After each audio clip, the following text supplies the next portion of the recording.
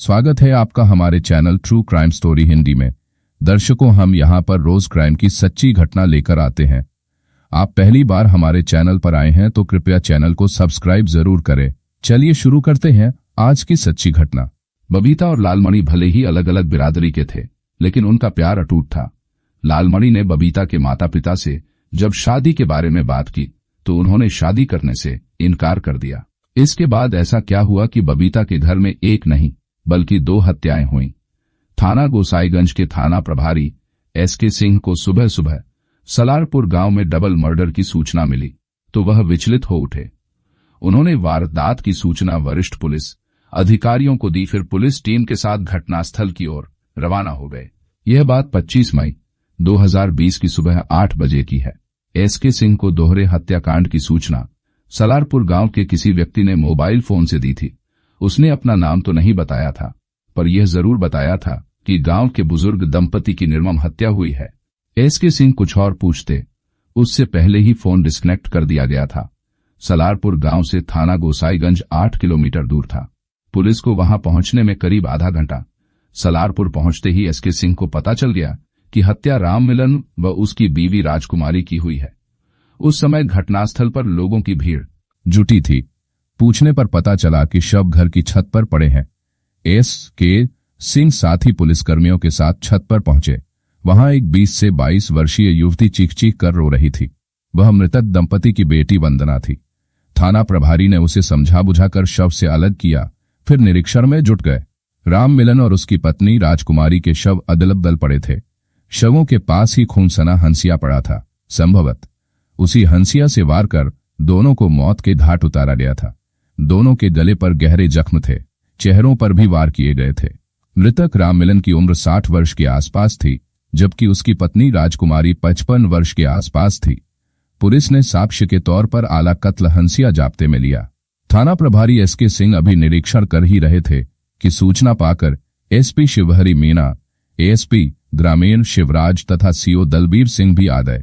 Police अधिकारियों ने घटनास्थल पर फोरेंसिक टीम तथा डॉग स्क्वाड को भी बुलवा लिया। पुलिस अधिकारियों ने जहां घटनास्थल का बारीकी से निरीक्षण किया, वहीं फोरेंसिक टीम ने जांच कर साक्ष्य जुटाए और कई जगह से फिंगरप्रिंट उठाए। डॉग स्क्वाड ने खोजी कुतिया लूसी को मौकाए वारदात पर छोड़ा। लूसी दोनों शवों को सूंघ कर छत से जीने के रास्ते धर के बाहर आई और भौंकते हुए आगे बढ़ी। फिर प्राथमिक पाठशाला के पास लगे हैंडपंप पर जाकर रुक गई। उसने हैंडपंप को कई बार सूंघा और भौंकने लगी। इसके बाद वह वापस लौट आई। टीम के सदस्यों ने अनुमान लगाया कि हत्यारों ने हत्या करने के बाद हाथ पैरों पर लगे खून को संभवत इसी हैंडपंप पर धोया होगा। घटनास्थल पर मृतक की बेटी वंदना मौजूद थी। उसकी आंखों बहते आंसुओं का सैलाब थम नहीं रहा था। पुलिस अधिकारियों ने उससे पूछताछ की तो वंदना ने बताया कि उसके मां बाप का कातिल कोई और नहीं, उसका प्रेमी लालमणि उर्फ लल्लू है। वह पड़ोसी गांव कसमऊ का रहने वाला है। वह बीती रात 8 बजे घर आया था। उसने माता पिता पर शादी करने का दबाव डाला था, लेकिन उन्होंने साफ इनकार कर दिया था। इससे नाराज होकर वह वापस चला गया था। आधी रात के बाद लगभग 3 बजे वह घर से सटे पेड़ पर चढ़कर छत पर आया और छत पर सो रहे माता पिता की हंसिया से वार कर हत्या कर दी और फरार हो गया। आप उसे जल्दी गिरफ्तार कर लीजिए, वरना वह मुझे भी मार डालेगा। लालमणि के अलावा कोई और भी उसके साथ था। सीओ दलबीर सिंह ने वंदना से पूछा। नहीं साहब, कोई दूसरा उसके साथ नहीं था। उसने अकेले ही घटना को अंजाम दिया है, वंदना बोली।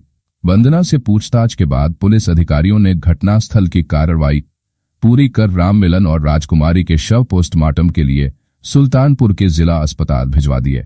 इसके बाद वंदना की तहरीर पर थाना गोसाईगंज थाने में भादम्बे की धारा 302 के तहत लालमणि उर्फ लल्लू के खिलाफ मुकदमा दर्ज कर लिया गया। चूंकि मामला डबल मर्डर का था और क्षेत्र में दहशत थी, इसलिए हत्यारोपी को पकड़ने के लिए एसपी शिवहरी मीना ने एएसपी शिवराज की अगुवाई में एक पुलिस टीम का गठन किया। इस टीम ने गोसाईगंज थाना प्रभारी SK Singh, CO Dalbir Singh, SI Jagdev Singh, Ramkumar, आरक्षी अनूप कुमार तथा सिपाही लाल को सम्मिलित किया गया। टीम के साथ सर्विलांस टीम को भी लगा दिया गया। गठित पुलिस टीम ने सबसे पहले घटनास्थल का निरीक्षण किया, वंदना का बयान दर्ज किया तथा उस नीम के पेड़ का जायजा लिया जिस पर चढ़कर हत्यारा छत पर आया था। टीम ने वंदना के पड़ोसियों और उसके चाचा गिरिराज व चाची सरिता से भी पूछताछ की और उनके बयान दर्ज किए। लालमणि की तलाश। इसके बाद देर रात पुलिस टीम ने कसमो गांव निवासी लालमणि के घर छापा मारा। लालमणि घर से फरार था। पुलिस टीम ने उसके पिता तुलसीराम से उसके बेटे के बारे में सख्ती से पूछताछ की। तुलसीराम ने टीम को उन ठिकानों की जानकारी दी जहां लालमणि छिप सकता था। जानकारी हासिल करने के बाद पुलिस टीम ने उन ठिकानों पर ताबड़तोड़ छापे मारे, लेकिन लालमणि हाथ नहीं लगा। उसने अपना मोबाइल फोन भी बंद कर लिया था, जिससे सर्विलांस टीम उसकी लोकेशन पता नहीं कर पा रही थी। पुलिस टीम ने खास मुखबिर भी लगाए, पर हत्यारोपी का पता न चल सका। 2 जून 2020 की शाम सर्विलांस टीम को लालमणि की लोकेशन गोपालगंज और कसमो गांव के बीच की मिली। लोकेशन ट्रेस होते ही पुलिस टीम ने उसका पीछा किया और रात 8 बजे उसे कसमो गांव के बाहर से धर दबोचा। वह अपने पिता तुलसीराम से रात के अंधेरे में मिलने जा रहा था। पुलिस टीम उसे पकड़कर थाना गोसाईगंज ले आई। थाने में जब लालमणि से दोहरे हत्याकांड के बारे में पूछा गया तो वह साफ मुकर गया। उसने कहा कि वह तो वंदना से प्यार करता है, भला उसके माता पिता की हत्या कैसे कर सकता है। वंदना के मां बाप की हत्या उसके परिवार वालों ने की है। वे लोग उनकी जमीन और घर हड़पना चाहते थे। उसे झूठा फंसाया जा रहा है। उसके इस झूठ पर थाना प्रभारी एसके सिंह को गुस्सा आ गया। उन्होंने उससे सख्ती के साथ पूछताछ की। इसके बाद वह टूट गया और दोहरी हत्या का जुर्म कबूल कर लिया। यही नहीं, उसने खून से सने कपड़े भी बरामद करा दिए जो उसने अपने खेत के पास झाड़ियों में छिपा दिए थे। उसने बताया कि वह वंदना से शादी करना चाहता था। दोनों एक दूसरे से मोहब्बत करते थे, लेकिन वंदना के माँ बाप राजी नहीं थे, इसलिए उसने दोनों को मौत की नींद सुला दिया।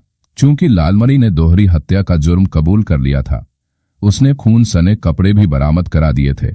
इसके अलावा पुलिस आला कत्ल हंसिया पहले ही बरामद कर चुकी थी। अतः पुलिस ने उसे हत्या के जुर्म में विधिसम्मत गिरफ्तार कर लिया। पुलिस जांच में प्यार के प्रतिशोध में हुई दोहरी हत्या की सनसनीखेज घटना प्रकाश में आई। सुल्तानपुर जिले का गांव सलारपुर थाना गोसाईगंज क्षेत्र में आता है। राममिलन अपने परिवार के साथ इसी गांव में रहता था। उसके परिवार में पत्नी राजकुमारी के अलावा 3 बेटियां गीता और वंदना थीं। राममिलन के पास उपजाऊ खेती की जमीन तो नाम मात्र की थी, लेकिन वह पंपिंग मशीन का बेहतरीन कारीगर था। अपने हुनर से वह अपने परिवार का पालन पोषण करता था। मशीनरी का कारीगर होने के कारण राममिलन आसपास के दर्जनों गांव में चर्चित था। लोग उसकी इज्जत करते थे। राममिलन ने गीता और अनीता की शादी कर दी थी। लालमणि बना राममिलन का शागिर्द। वंदना राममिलन की सबसे छोटी बेटी थी।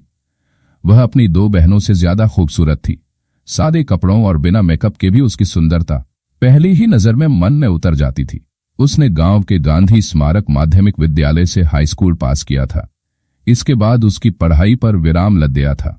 वह मां के घरेलू कामों में हाथ बंटाने लगी थी। एक रोज राममिलन पंपिंग इंजन ठीक करने पड़ोसी गांव, वहां उसकी मुलाकात युवा लालमणि उर्फ लल्लू से हुई। युवा लालमणि उर्फ लल्लू गांव निवासी तुलसीराम का बेटा था। तुलसीराम राजमिस्त्री था। उसके 2 बच्चों में लालमणि बड़ा था। इंटर पास लालमणि नौकरी की कोशिश में लगा था। राममिलन ने चंद घंटों में इंजन की मरम्मत कर उसे चालू कर दिया और मालिक से 1000 रुपए मेहनताना ले लिया। राममिलन के इस हुनर को देखकर लालमणि प्रभावित हुआ और उसे अपने घर ले गया। घर लाकर लालमणि ने राममिलन का खूब आदर सत्कार किया। फिर बोला, चाचा आप हुनरमंद हैं, आप अपने इस हुनर को मुझे भी सिखा दें तो मेरी बेरोजगारी दूर हो जाएगी। मैं जीवन भर आपका एहसान मानूंगा। एहसान किस बात का?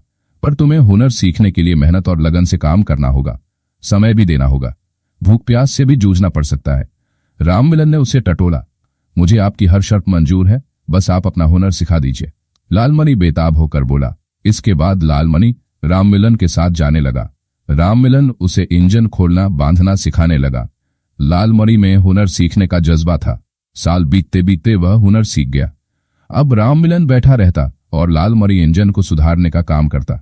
लालमणि की मेहनत व लगन से राममिलन खुश था। उसे जो भी मेहनताना मिलता उसका आधा लालमणि को दे देता। लालमणि राममिलन के घर भी आने जाने लगा था। घर आते जाते ही उसकी निगाह उसकी खूबसूरत जवान बेटी वंदना पर पड़ी। वंदना पहली ही नजर में लालमणि के दिल में रच बस गई। वह उसे मन ही मन प्यार करने लगा। वंदना भी लालमणि से प्रभावित थी। जब भी दोनों का आमना सामना होता तो एक दूसरे को देखकर मुस्कुरा देते थे, लेकिन अपने प्यार का इजहार करने की हिम्मत दोनों में से कोई नहीं जुटा पाता था। एक रोज वंदना घर की साफ सफाई कर रही थी, तभी लालमणि दरवाजे पर आकर खड़ा हो गया और टकटकी लगाकर वंदना को निहारने लगा। लालमणि को अपनी ओर निहारते देख वंदना के चेहरे पर मुस्कान तैर गई। आइए लल्लू जी आइए। आंखें मिली तो दोनों के दिल के तार झंझना उठे। चाचा नहीं दिखाई पड़ रहे, कहीं गए हैं क्या? लालमणि ने वंदना से पूछा। हाँ, पापा गोसाईगंज बाजार गए हैं, दोपहर बाद ही लौट पाएंगे। अच्छा, तो मैं चलता हूँ, चाचा आ जाएं तो बता देना लल्लू आया था। अरे ऐसे कैसे चले जाओगे? चाय नाश्ता कर लो फिर चले जाना, नहीं तो पापा नाराज होंगे, कहेंगे उनका शागिर्द आया था और तुमने चाय पानी को भी नहीं पूछा। कहते हुए वंदना ने आंगन में कुर्सी डाल दी। लालमणि कुर्सी पर बैठ गया। वंदना उस समय साधारण कपड़ों में थी, लेकिन उस सादगी में भी वह गजब की खूबसूरत लग रही थी। लालमणि के मन में आया कि वह उसके सौंदर्य की जी भरकर प्रशंसा करे, मगर संकोच के झीने पर्दे ने उसके होंठों को हिलने से रोक लिया। हालांकि मन मस्तिष्क में जज्बातों की खुशनुमा हवाएं काफी देर तक हिलोरें लेती रहीं। दिल में एक आशंका यह भी आ रही कि कहीं वंदना ने किसी दूसरे को अपने दिल में न बसा रखा हो। ऐसा हुआ तो उसके अरमानों को ग्रहण लगने का खतरा हो सकता था। इश्क हर किसी से तो नहीं होता, बस एक बार और फिर आर या पार। आंगन में कुर्सी पर बैठे लालमणि के मस्तिष्क में सुखद विचारों का मंथन चल रहा था। उधर वंदना के दिलो दिमाग में एक अलग तरह की हलचल मची हुई थी। उन्हीं विचारों में खोई वंदना चाय नाश्ता लेकर आ गई। लीजिए गर्मागरम चाय पीजिए। उस रोज वंदना के हाथों बनाई चाय पीते समय लालमणि की आंखें लगातार उसके शबाबी जिस्म का जायजा लेती रहीं। दिन के उजाले में ही लालमणि की आंखें उसके हुस्न के दरिया में डूब जाने के सपने देखने लगी। इस मुलाकात के बाद वंदना की मोहब्बत की आस में उस पर ऐसी दीवानगी सवार हुई कि वह उसे अपनी आंखों का काजल बना बैठा। कुछ ही दिनों में आंखों से उठकर वंदना ने लालमणि की रूह में आशियाना बना दिया। लालमणि जैसा ही हाल वंदना का भी था। रात में वह सोने के लिए बिस्तर पर लेटती तो नींद के भौरे पलकों पर आकर चले जाते। वे उड़ जाते तो लालमणि का मुस्कुराता चेहरा पलकों में आकर छिप जाता। तब वह रोमांचित हो उठती और सुखद अनुभूति महसूस करती। प्यार का इजहार आखिर जब लालमणि से नहीं रहा गया तो एक रोज उसने प्यार का इजहार कर ही दिया। वंदना, मैं तुमसे बेहद प्यार करता हूं। तुम्हारे बिना अब मैं खुद को अधूरा समझता हूं। तुम मेरे दिल में रच बस गई हो, तुम्हारे अलावा मुझे कुछ सूझता ही नहीं। वंदना कुछ क्षण मौन रही, फिर बोली, लल्लू, प्यार तो मैं भी तुमसे करती हूं, पर हम दोनों के बीच ऊंच नीच बिरादरी का मतभेद है। पता नहीं मेरे माँ बाप इस रिश्ते को स्वीकार करेंगे भी या नहीं। मुझे इस बात का डर सता रहा है। तुम डरो नहीं वंदना, हम चाचा चाची को मना लेंगे। मुझे उम्मीद है वह मेरी बात मान जाएंगे, क्योंकि चाचा राममिलन जानते हैं कि अब मैं कमाने लगा हूं। मुझ में नशाखोरी जैसा कोई ऐब भी नहीं है। सबसे बड़ी बात, हम दोनों हमउम्र है और दोनों एक दूसरे को प्यार करते हैं। लालमणि बोला। इसके बाद वंदना और लालमणि का प्यार परवान चढ़ने लगा। उनके बीच की दूरियां कम होने लगीं, फिर उनका शारीरिक मिलन भी होने लगा। लालमणि ऐसे समय पर घर आता जब राममिलन घर के बाहर होता। वंदना मां की आंखों में धूल झोंककर प्रेमी से मिलन कर लेती। उन्हें घर में मौका न मिलता तो खेत खलिहान, बाग बगीचे में भूख मिटा लेते। इस मिलन का परिणाम यह हुआ कि गांव भर में दोनों के अवैध संबंधों की चर्चा होने लगी। वंदना के बहकते कदमों की खबर जल्द ही उसके पिता राममिलन और मां राजकुमारी के कानों तक जा पहुंची। दोनों को जमीन घूमती हुई नजर आई। इज्जत ही गरीब की दौलत होती है और उसी दौलत को उनकी बेटी नीलाम करने पर उतारू थी। यह बात उन्हें भला कैसे गवारा होती, लिहाजा दोनों ने बेटी डांटा फटकारा भी और समझाया भी। वंदना, लल्लू छोटी जाति का है, उससे तुम्हारा रिश्ता हरगिज नहीं हो सकता। अगर तूने मनमानी की तो बिरादरी के लोग हमारा हुक्का पानी बंद कर देंगे। उस हालात में हमारा जीना दूभर हो जाएगा। इसलिए तू अपना रास्ता बदल ले। मां बाप की नसीहत 100% सच थी, इसलिए वंदना ने उनकी बात मान ली और लालमणि से मिलना जुलना बंद कर दिया। उसने लल्लू को बता भी दिया कि उसके मां बाप उसके साथ शादी को राजी नहीं है। यह पता चलते ही लालमणि का गुस्सा फट पड़ा। वह राममिलन तथा राजकुमारी को अपने प्यार में बाधक मानने लगा। जब उसका गुस्सा शांत होता तो वह वंदना के घर पहुंच जाता और चाचा चाची के पैर छूकर उन्हें शादी के लिए मनाता। इतना ही नहीं, उनके न मानने पर अंजाम भुगतने की धमकी भी देता। उसने वंदना पर भागकर शादी करने का भी दबाव डाला, पर वंदना राजी नहीं हुई। इससे लालमणि वंदना से भी नाराज रहने लगा। 24 मई 2020 की रात 8 बजे भी लालमणि राममिलन के घर पहुंचा और उस पर तथा उसकी पत्नी राजकुमारी पर उससे वंदना की शादी करने का दबाव डाला, लेकिन वह दोनों राजी नहीं हुए। इस पर लालमणि ने उन्हें धमकी दी कि इसका परिणाम अच्छा नहीं होगा। लालमणि की धमकी बनी। काल धमकी देने के बाद लालमणि ने प्यार के प्रतिशोध में वंदना के माता पिता को शादी का रोड़ा मानते हुए ठिकाने लगाने का निश्चय कर लिया और घर चला गया। उसने घर में पहले से रखी शराब पी, फिर आधी रात के बाद घर से निकला और वंदना के घर पहुंच गया। राममिलन के घर का मुख्य दरवाजा बंद था। इस पर वह घर के पिछवाड़े पहुंचा और नीम के पेड़ पर चढ़कर वंदना के घर की छत पर पहुंच गया। वंदना नीचे कमरे में सोई थी। छत पर राममिलन व उसकी पत्नी राजकुमारी गहरी नींद में सो रहे थे। जीने के रास्ते लालमणि किचन में चाकू लाने पहुंचा, पर उसे चाकू नहीं मिला। तभी उसकी निगाह सामने रखी हंसिया पर पड़ी। वह हंसिया लेकर छत पर आया और सो रहे राममिलन की गर्दन पर हंसिया से वार पर वार करने लगा। हंसिया के वार से राममिलन की गर्दन कट गई और खून बहने लगा। कुछ देर तड़पने के बाद राममिलन की मौत हो गई। इसके बाद इसी तरह उसने राजकुमारी पर हंसिया से वार किया तो वह चीख पड़ी। उसकी चीख सुनकर वंदना छत पर आ गई, लेकिन तब तक वह राजकुमारी को भी मौत के घाट उतार चुका था। वंदना को आया देखकर लालमणि ने हंसिया वहीं फेंक दिया और पेड़ के रास्ते छत से नीचे आ गया। उसने प्राइमरी स्कूल के पास जाकर खून सने हाथ पांव और मुंह धोया, फिर घर जाकर कपड़े बदले। इसके बाद उसने खून सने कपड़े अपने खेत के पास झाड़ियों में छिपा दिए। सवेरा होने से पहले ही वह घर से फरार हो गया। इधर वंदना मां बाप की लाशें देखकर चेतना शून्य हो गई।